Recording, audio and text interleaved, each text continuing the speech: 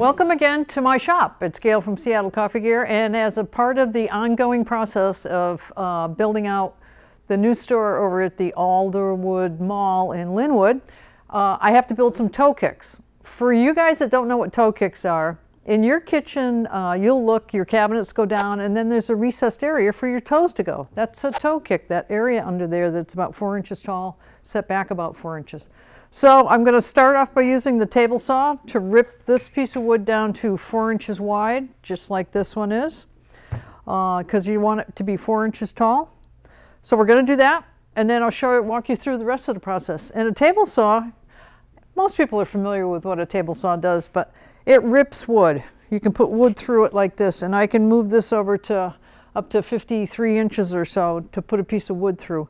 I've got it set for the 4 inches that I want this to be. So, safety gear, I'm going to turn on the suction over there that takes the sawdust away, and we'll get her going.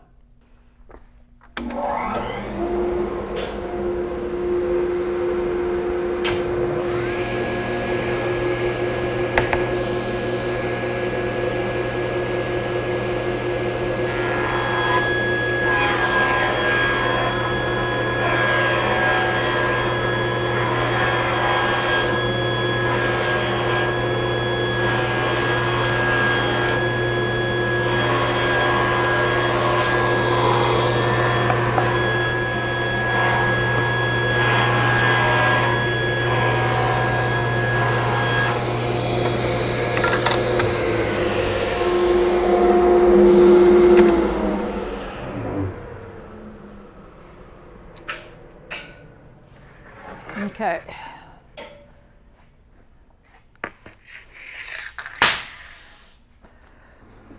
This is a chop saw. Do with the pencil.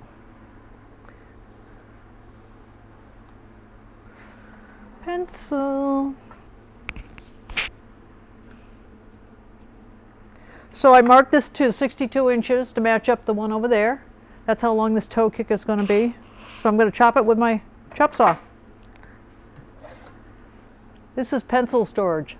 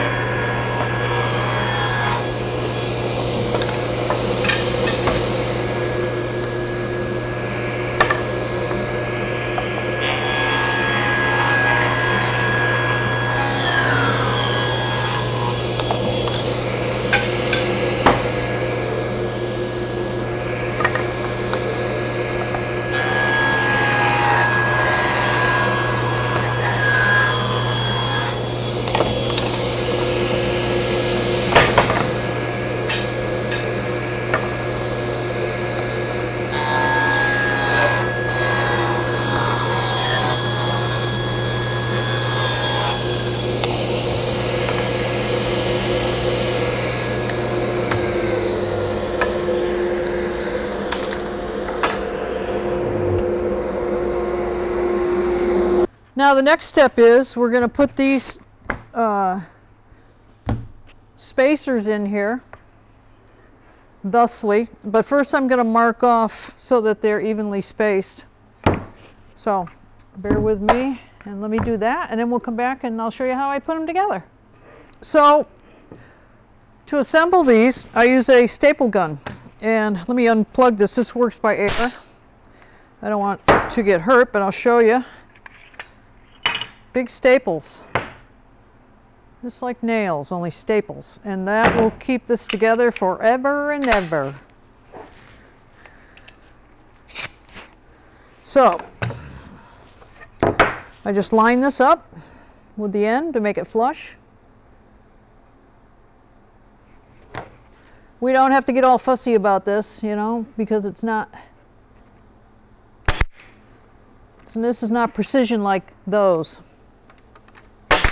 So I put in 3 staples, boom. Then I put a line where I want the next one to go. I run this right up the middle, and my my bench is a little bit bowed, so I have to lift this up a little to make it flush.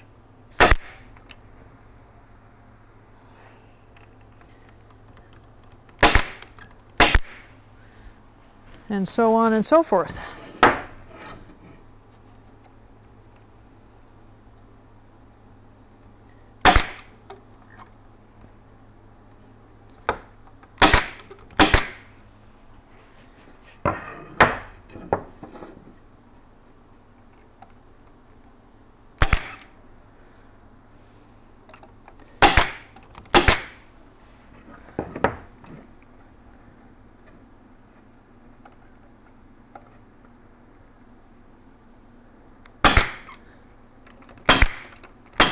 Then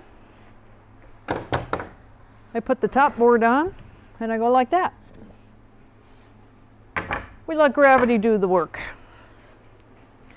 Line it up. And I made marks along the way for those on both boards.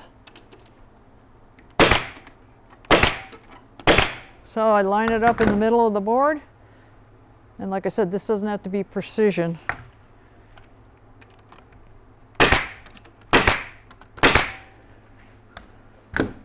That one's all lined up.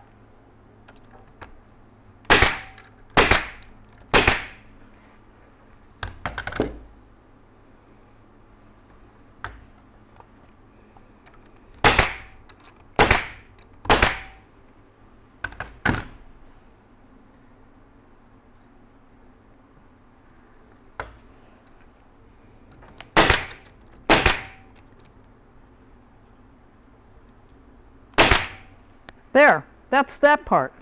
Next thing we do, we take contact cement because we want them to look pretty. We don't want them to look like this. And this is Formica, laminate, whatever you want to call it. It's put on with contact cement, so I'll show you that process next. Stay tuned. Okay, so the next step is how this laminate is put on is contact cement. You put cement on here. You put cement on here, and then you let it sit for about 10-15 minutes until it gets really good and tacky, and then you put it on. And once you get it on there, it's not coming off. And the easiest way to put it on is with a roller. Nice even coat, give or take.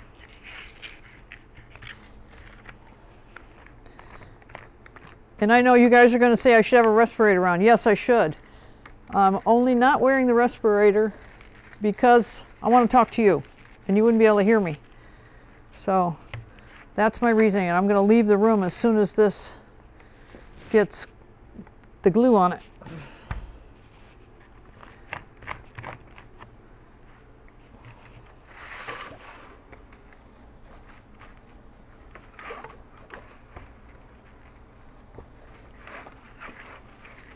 I can see everybody screaming into YouTube. Yeah, put your respirator on.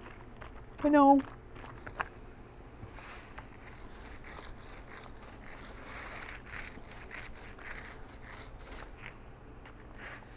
Get a blob on there.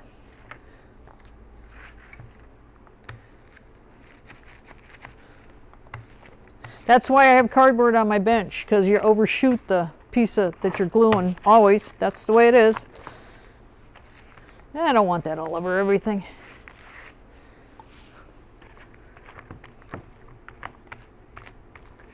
Now I'm going to do the ends first. Let this set. And then you have to take the router and take the excess off, and we'll show that too.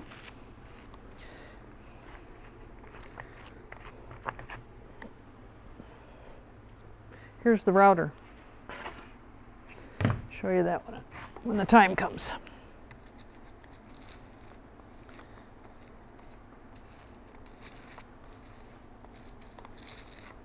Okay, out of here.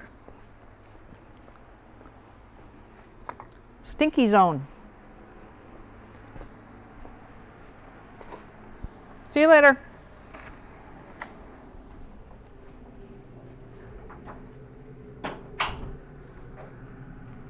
Action. So this stuff, when it kind of gets, you can put your hand on it and it's not really all that tacky anymore. Slap it on. And you want to get it on with a little bit of overlap because you want it a little bit big. You'll never get it exact. Then you roll it on. This makes it adhere to the wood better. Then I'm going to do the other end. Same thing. I need to let this hang off because it's too big. Then we're going to take the router. Whoop! Oh, I got the wire for my mic. We don't want that all glued in there. Then I'm going to take the router, and the router takes off the excess because this is oversized on purpose.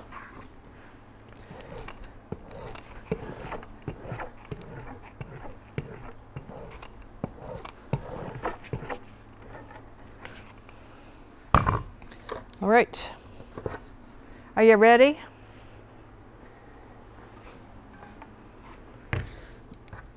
Let me get this out of here. I don't want all the residual going in it.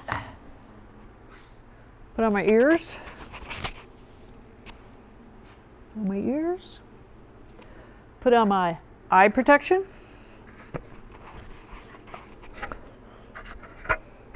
Ready?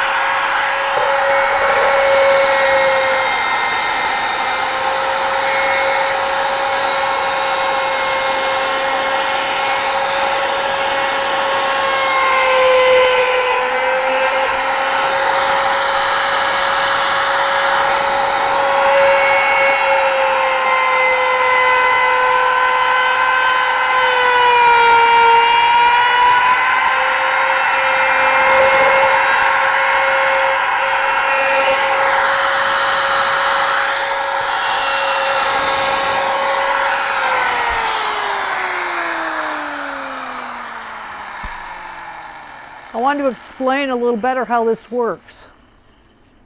This is, let me unplug it. This is a roller bearing right here that goes around and follows the contour. And then the cutting part is the blue down there. That's where it cuts. So this just follows the contour, goes around, and the cutting part is set back ever so slightly. Hundredth of an inch, I'm sure, something very, very small, and that's how it works. So now I'm going to take that other piece, glue this, let it sit like I did the other, and put it on, and then voila, this is done. You only need 3 sides done because one side goes against your wall, and you see this at the end, and you see this on the front, and that's your toe kick. Stay tuned. Thanks for watching, and you're always welcome in my shop. Come see me again, and don't forget to subscribe to our YouTube channel. Ciao. Just another part of my day. Whoop, whoop.